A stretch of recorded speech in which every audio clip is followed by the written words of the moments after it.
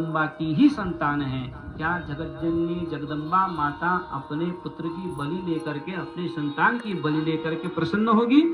कभी भी नहीं, कभी नहीं हो सकती सज्जनों। इसलिए जो व्यक्ति अपना भला करने के लिए जीवों की हिंसा करता है तो उस यज्ञ को कहते हैं तामसी यज्ञ। तो हेलो दगड़ियों, नमस्कार। पहला उम्मीद करूँ तब सब बहुत बढ़िया होला, मिला बढ़िया छू। और आज है नवमी, तो अभी हमारे घर पे कन्याएं आई हैं और चलो कन्याओं को पूछते हैं और दिखाती हूँ आपको हमारे यहाँ पे कैसे कैसे पूजा जाता है। हेलो। तो दगड़ियों ये सारे लोग आ गए हैं यहाँ पे, तो अब पूजा शुरू करते हैं। सारा सामान भी आ चुका है, बस खाना वाना आएगा। तो चलो करते हैं स्टार्ट।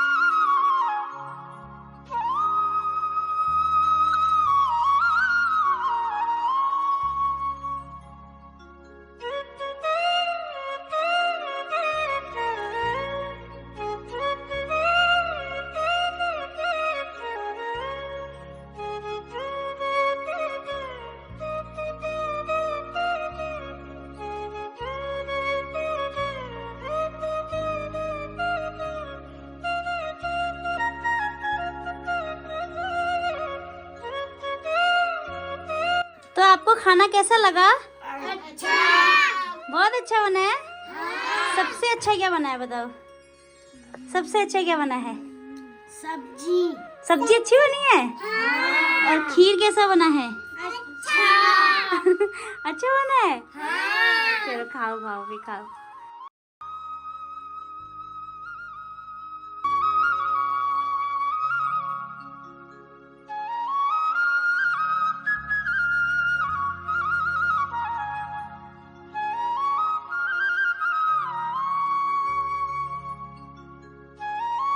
तो दगड़ियों कन्याओं को भी खिला दिया है, चलो हम भी खाते हैं। कपड़े वपड़े चेंज करती हूँ, फिर मैं भी खाना वाना खाती हूँ।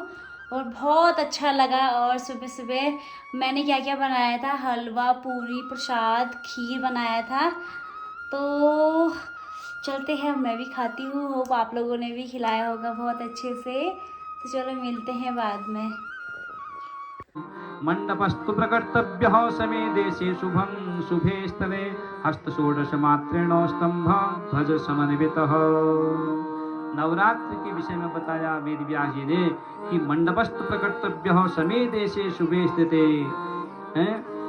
नवरात्र के विषय में बताया कि हे जन्मेजय, ये जो दो नवरात्र आती हैं वर्ष में, एक वासंतिक नवरात्र, एक शारदीय नवरात्र, यह दोनों काल जो हैं श्रीमद् देवी भागवत महापुराण में यमदृष्ट नाम से बताई गई हुई हैं।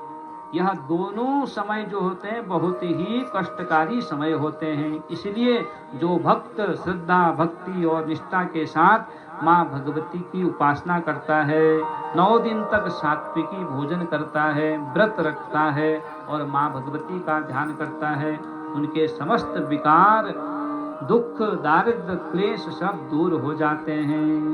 बोलिए भगवती मैया की। और किस प्रकार से माँ भगवती की स्थापना करनी चाहिए? सर्वप्रथम बताया, मंडपस्तु प्रकर्तव्यः समेते से शुभे स्थले हस्त षोडश मानेन स्तंभ ध्वज समन्वितः। माँ भगवती का सुंदर पहले मंडप बनाना चाहिए। जिस प्रकार से हमने यहाँ पर बनाया हुआ है, इसी प्रकार से अपने घर को पवित्र करके सुंदर रूप से अपने घर को पवित्र कर लेना चाहिए। लिपाई घिसाई कर लेने से उबादो सुंदर रूपर ऐपण दण से सुंदर रूप से पवित्र करके अपने घर को सजाना चाहिए। उसके बाद सुंदर रूप से भगवान गणेश जी की स्थापना करनी चाहिए और प्रधान दीप प्रज्वलित करना चाहिए। माँ जगदम्बा जी की स्थापना करनी चाहिए। अपने पुरोहित जी को बुलाना चाहिए। अपने ब्राह्मण के द्वारा ही यह सब कार्य संपन्न कराने चाहिए। और आगे जाकर के बताया कि 9 दिन पर्यंत माँ भगवती की स्तुति, आराधना, भजन, जप और तप करना चाहिए। जो व्यक्ति इस प्रकार से माँ भगवती की उपासना करता है और 9वें दिन कन्याओं का पूजन जो व्यक्ति करता है, उसकी समस्त मनोकामना माँ भगवती पूर्ण कर देती हैं। बोलिए जगदम्बा माता की। कन्या पूजन, आप सब लोग भी कन्याओं का पूजन करते हैं, तो कितने वर्ष से कितने वर्ष तक की कन्याओं का पूजन होना चाहिए? आप प्रतिवर्ष यहाँ पर देवी भागवत जी की कथा को हर दूसरे तीसरे वर्ष में सुनते हैं, तो इसलिए आप सब लोग उस कथा से परिचित ही हैं ना। आज तो बहुत लोगों ने आज भी किया कन्या पूजन, कल भी किया और कुछ लोग कल भी करेंगे हैं। तो कितने वर्ष तक की कन्याओं का पूजन करना चाहिए? हम इन चीजों में गौर नहीं करते हैं, लेकिन गौर करने योग्य बातें हैं। 1 वर्ष की कन्याओं का पूजन नहीं करना चाहिए और 2 वर्ष की कन्या से लेकर के 10 वर्ष तक की कन्या का ही पूजन करना चाहिए। 11 वर्ष की कन्या का पूजन फिर नहीं करना चाहिए। केवल 10 वर्ष तक की ही कन्या का पूजन करना चाहिए। क्यों? क्योंकि 1 वर्ष की जो कन्या होती है वह स्वाद से अपरिचित होती है। कैसा भोजन बना है, क्या बना है? इसलिए 1 वर्ष की कन्या का पूजन नहीं करना चाहिए। 11 वर्ष से ऊपर को फिर नहीं करना चाहिए। 10 वर्ष से ऊपर अर्थात 11, 12, 13, क्योंकि वह रजस्वला धर्म को प्राप्त कर लेती हैं। ऐसी कन्याओं का पूजन भी नहीं करना चाहिए। और जिसने अपने पिता के घर में ही बालक को जन्म दे दिया है, ऐसी कन्या के पुत्र का ऐसे कन्या के गर्भ से जिस बालिका ने जन्म लिया हुआ हो, उस कन्या का पूजन भी नहीं करना चाहिए। जो अंग विहीन हो, ऐसी अंग विहीन कन्या का पूजन भी नहीं करना चाहिए। और जिसके शरीर में बहुत सारे बाल हैं, हाथ पैरों में, मुंह में जिसके बाल हैं, ऐसी कन्या का पूजन भी नहीं करना चाहिए। जिसकी आंखें टेढ़ी हैं, उस कन्या का पूजन भी नहीं करना चाहिए। विवाह से पूर्व पिता के घर में रहते हुए ही जिस कन्या ने बालिका को जन्म दे दिया है, उस कन्या का पूजन भी नहीं करना चाहिए। या गर्भ में कन्या पल रही हो और पतिदेव संसार को छोड़ करके चले गए हैं, होने वाली कन्या का पिता संसार को छोड़ के चला गया है, तो ऐसी कन्या का जब जन्म होता है तो उस कन्या का पूजन भी नहीं करना चाहिए। बड़ी जगदम्बा माता की। तो इस प्रकार से इन कन्याओं का पूजन सब जनों नहीं करना चाहिए। और जो सुंदर स्वस्थ जो कन्या है, 1 वर्ष से लेकर के 10 वर्ष तक की, जो स्वस्थ है, जिसमें किसी प्रकार की कोई बीमारी नहीं है, जिसके अंग बिल्कुल स्वस्थ हैं, ऐसी कन्याओं का पूजन करना चाहिए। और पूजन और सम्मान में अंतर है।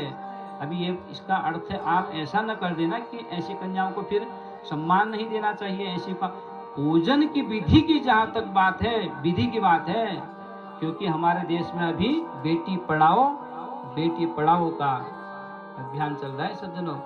बेटियों का सम्मान करना हमारा परम धर्म है? बेटियों का परिपालन करना, उनकी रक्षा करना हम सब लोगों का धर्म है। इसलिए बेटियों का सम्मान करना चाहिए। लेकिन जहाँ तक पूजन की विधि है, पूजन की विधि में तो इन चीजों का ध्यान हमको रखना ही होगा। और सम्मान सबका करो, लेकिन पूजा में जो विधि आती है तो पूजा में स्वस्थ कन्या और जो 1-2 वर्ष से लेकर के 10 वर्ष तक की कन्या है, उन कन्याओं का ही पूजन करना चाहिए। और जगदम्बा माता की। और आगे बताया कि जो ब्राह्मण लोग हाथ लगा दे के कल्याण हो, विचार करो ना, हम किस स्थिति में जी रहे हैं, हम कहाँ जी रहे हैं। जहाँ हम एक और तो हमें ये धर्म शास्त्र सब बताते हैं कि गौ माता में जो है 33 कोटि देवता निवास करते हैं, वहाँ वही आज हम गौ माता की क्या स्थिति हमारे घरों में है। गांव में भी वही स्थिति है और बाहर शहरों में भी वही स्थिति है?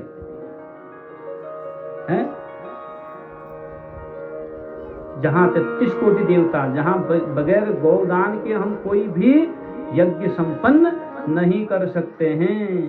कन्यादान भी करते हैं, वहाँ भी गौदान का संकल्प लगता है। और कोई भी, यह देवी भागवत हो रहा है, यहाँ भी अंत में फिर गोदान का संकल्प आप करेंगे। गौ माता को जब गोग्रास देंगे, गौ का जब पूजन करेंगे, तभी यज्ञ संपन्न माना जाएगा, अन्यथा नहीं। तो ऐसी गौ माता की आज हमने क्या स्थिति कर रखी है। यदा देवेषु वेदेषु गोषु विप्रेषु साधुषु, जो गौ ब्राह्मणों का अपमान करता है, वेद का अपमान करता है और साधु संतों का अपमान करता है, धर्मे मयि च विद्वेष, जो अपने धर्म की नहीं मानता है बल्कि दूसरे मार्ग की ओर जो बढ़ता है। स्वधर्मे निधनम श्रेयः परधर्मो भयावह, अपने धर्म में मर जाना उचित है, परंतु दूसरे का धर्म अपनाना नहीं चाहिए। ये भगवत गीता में भगवान कहते हैं। जरूर होगा, देखिए पुत्र हो गया, उदत्य उस बालक का नाम पड़ गया, आगे जा करके मन ही मन बहुत श्रेष्ठ यज्ञ कहा जा सकता है? नहीं कहा जा सकता है, वो तामसी यज्ञ है। अपने को तो हम देखो, मेरे घर में पुत्र का जन्म हो जाए, लेकिन वो जगत की जननी है, वो माँ भगवती पराम्बा जगदम्बा माता है वो, उनके सब संतान उन्हीं की तो हैं। हम पशु पक्षी जितने भी प्राणी हैं वो माँ जगदम्बा की ही संतान हैं। क्या जगत जननी जगदम्बा माता अपने पुत्र की बलि लेकर के, अपने संतान की बलि लेकर के प्रसन्न होगी? कभी भी नहीं, कभी नहीं हो सकती सज्जनों। इसलिए जो व्यक्ति अपना भला करने के लिए जीवों की हिंसा करता है, तो उस यज्ञ को कहते हैं तामसी यज्ञ। वह सबसे निकृष्ट यज्ञ है, निम्न कोटि का यज्ञ है। ऐसा यज्ञ मानव के लिए बिल्कुल भी नहीं है। ऐसा तामस यज्ञ भूल करके भी नहीं करना चाहिए। बोले जगत जननी जगदम्बा माता की। और जो बैरागी लोग हैं, बैरागियों के लिए ज्ञान यज्ञ है। जो नहीं ध्यावे तुम्हें ओ मैया, उन्हें कहा विश्राम। जो नहीं ध्यावे तुम्हें ओ मैया, उन्हें कहा विश्राम। बारंबार प्रणाम हो मैया, बारंबार प्रणाम हो, बारंबार प्रणाम हो मैया, बारंबार प्रणाम। तो क्षत्रिय वंश के जो लोग हैं, वो क्षत्रिय वंश के लोगों को अपने वंश की कन्याओं का भी पूजन कर सकते हैं, ब्राह्मण वंश की कन्याओं का पूजन भी वह कर सकते हैं। और जो वैश्य हैं, उन वैश्यों को ब्राह्मण क्षत्रिय वैश्य वह सभी धर्मों की कन्याओं का पूजन कर सकते हैं, तीनों वर्ण की कन्याओं का पूजन कर सकते हैं। इतना ही नहीं, आगे जाकर के बताया यदि अनेक प्रकार के दुख और रोग व्याधियां घर में हैं, तो माँ कल्याणी का पूजन करना चाहिए। और यदि घर में कलह बना रहता है, तो 5 वर्ष की 9 कन्याओं का पूजन करना चाहिए। और इस प्रकार से जो व्यक्ति 9 कन्याओं का पूजन करता है वह ऐश्वर्यवान बन जाता है। युद्ध में ही विजयी यदि होना है तो क्षत्रिय की कन्याओं का पूजन करना चाहिए। अनेक विधान है, बड़ी लंबी कथा है सज्जनों। तो इन कन्याओं का नाम क्या है? प्रथमम शैलपुत्री चो, द्वितीयम ब्रह्मचारिणी, तृतीयम चंद्रघंटेति, कुष्मांडेति, चतुर्थकम पंचमम स्कंदमातेति, षष्ठम कात्यायनीति चो, सप्तमम कालरात्रेति, महागौरीति चाष्टमम, नवमम सिद्धिदात्री चो, 9 दुर्गाः प्रकीर्तिताः। इन 9 नामों से भी कन्याओं का पूजन कर सकते हैं। और देवी भागवत जी में लिखा हुआ है प्रथम कन्या का पूजन जो है कुमारी नाम से करना चाहिए, दूसरी कन्या का पूजन त्रिमूर्ति नाम से करना चाहिए, तीसरी कन्या का पूजन कल्याणी नाम से पूजना चाहिए, और चौथी कन्या का पूजन रोहिणी नाम से करना चाहिए, 5वीं कन्या का पूजन जो है कालिका नाम से करना चाहिए, 6ठी कन्या का पूजन चंडिका के नाम से करना चाहिए, 7वीं कन्या का पूजन शांभवी नाम से करना चाहिए, 8वीं कन्या का पूजन दुर्गा नाम से करना चाहिए, और 9वीं कन्या का पूजन सुभद्रा नाम से करना चाहिए। तो जो इस प्रकार से कन्याओं का पूजन करता है और सभी का जो सम्मान करता है और समस्त जो गौ ब्राह्मणों की जो रक्षा करता है, जो धर्म मार्ग पर चलता है, माँ जगत जननी उन सभी की मनोकामनाओं को पूर्ण कर देती हैं। बोलिए जगत जननी जगदम्बा माता की। तो सज्जनों आगे जाने की नंद घर आनंद भयो जय कन्हैया लाल की, नंद घर आनंद भयो जय कन्हैया लाल की, जय कन्हैया लाल की जय लड्डू गोपाल की, जय कन्हैया लाल की जय लड्डू गोपाल की, हाथी घोड़ा पाल की जय कन्हैया लाल की, हाथी घोड़ा पाल की जय कन्हैया लाल की, नंद घर आनंद भयो जय कन्हैया लाल की, नंद घर आनंद भयो जय कन्हैया लाल की। बोले बाल मुकुंद भगवान की। इस प्रकार से भगवान प्रकट हो गए।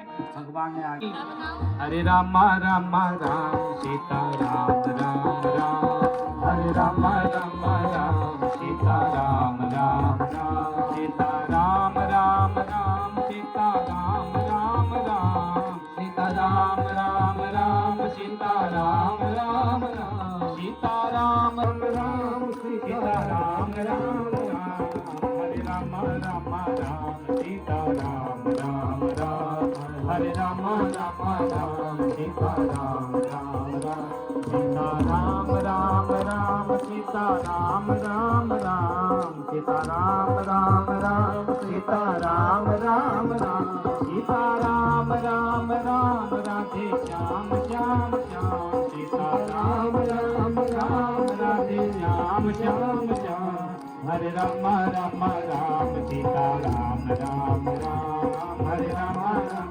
राम सीता राम राम राम। बोले राजा राम। इदगुं हविः प्रजननं मे असुदशभिरगुं सर्वगणगुं षष्ठये आत्मशनि प्रजाशनि पशुशनि लोकशन्यभयशनि अग्निः प्रजामङ्गलान् मे करोत्पन्नं पयोरेतोऽस्मासु दत्त। ॐ जय अम्बे गौरी मैया जय श्यामा गौरी, तुमको निस दिन जावत मैया जी को वही मनावत, हरि ब्रह्मा शिवरी ओम जय अम्बे गौरी, मांग सिंदूर विराजत टीको मृग मद को, मैया टीको मृग मद को, उज्ज्वल से दो नैना निर्मल से दो नैना, चंद्र बदन भी को जय अम्बे गौरी। 101 रुपया, शंकर सिंह विष्णु किरोड़ा 150 रुपया, भुवनचंद कांडपाल सोनवानी 151 रुपया, पूरनचंद लोहनी आचार्य जी खाड़ी 151 रुपया।